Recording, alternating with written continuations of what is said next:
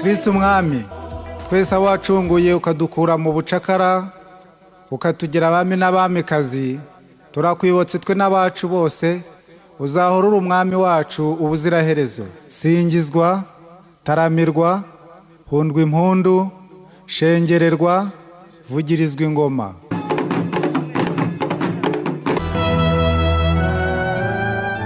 Washakanye umwaka wa 2012, ariko ntabwo mu rukundo rwacu turiho mbere ntabwo ariko byakomeje. Nakoraga hafi ntaha mu rugo, igihe kiza kugera nkuramba mu ntara, ariko umudamu wanjye yahise ankeka amababa ntari mfite.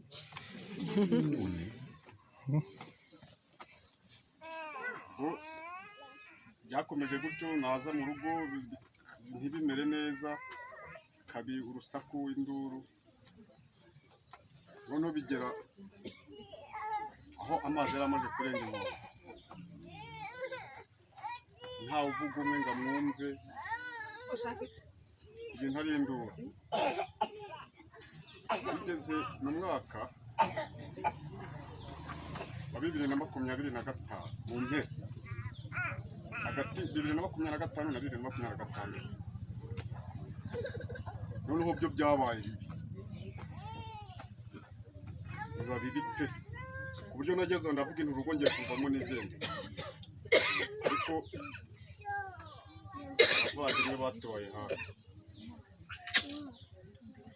Ari umuvandimwe w'umugabo wasengaga muri groupe y'abagabo, tuza guhura, noneho hangati wawe bimeze bite ko numvisha bitari sawa, mubwiye ko byari bimeze, noneho ansaba ko nazamuha umwanya bakaza kudusura. Mubwiye nta kibazo, abavandimwe baraje, aje ituru ya mbere biranga pe, ati se tubakorera iki? Babaza umudamu wanjye bati tuguhe igihe kingana iki mwe mwitekereza. Abahaye igihe cy'ibyumweru 3 atari bwo muzagaruka. Bya byumweru 3 byarashize, abavandimwe baraza, ariko buriya ibintu Imana irimo birimo.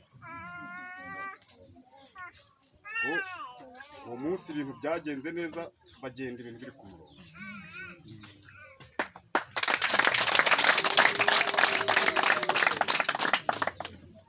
Kuva uwo munsi kugeza ubu iwanjye n'umutekano.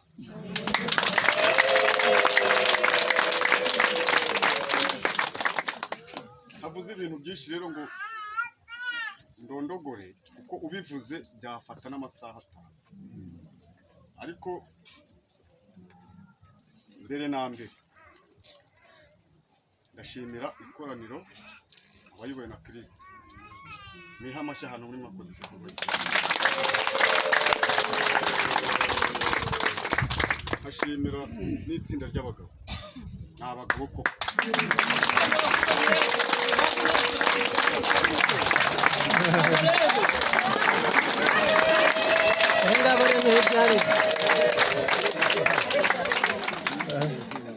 Ariko cyane uyu musaza Eugene, umumpera amashyi yambaye hafi.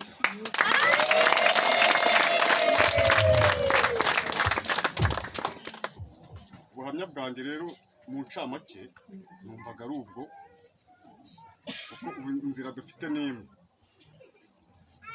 nta kureba inyuma, nta gukebakeba.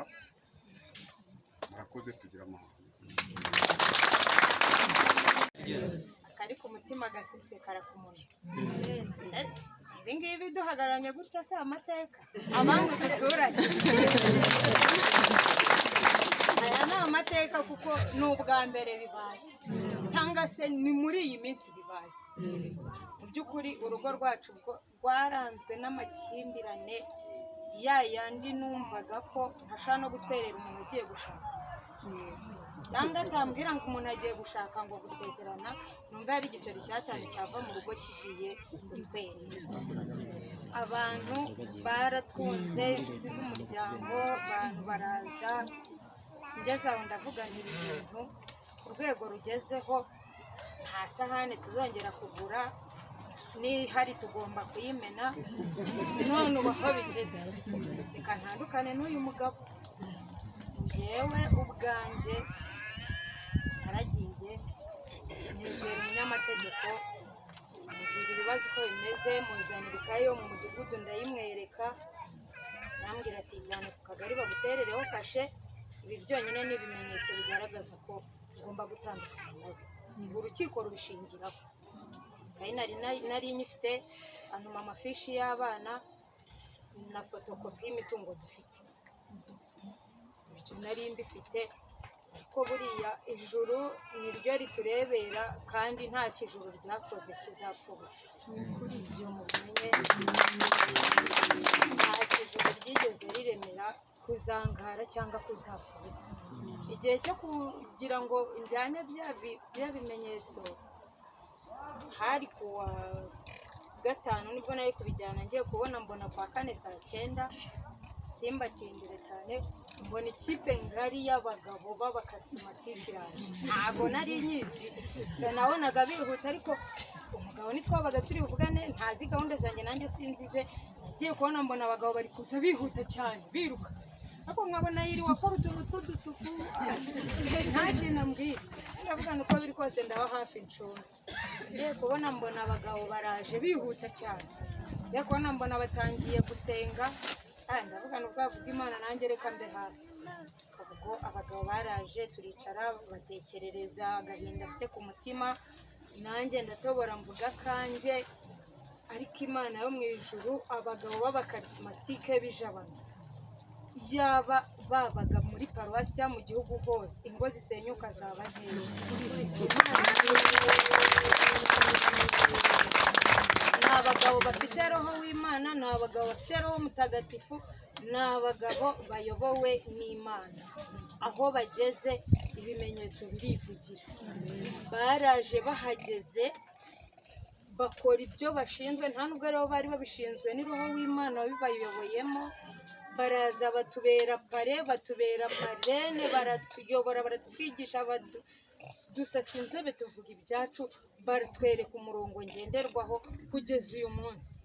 Urugo rwacu n'umwana aravuga ati papa nkeneye, nanjye nkamukora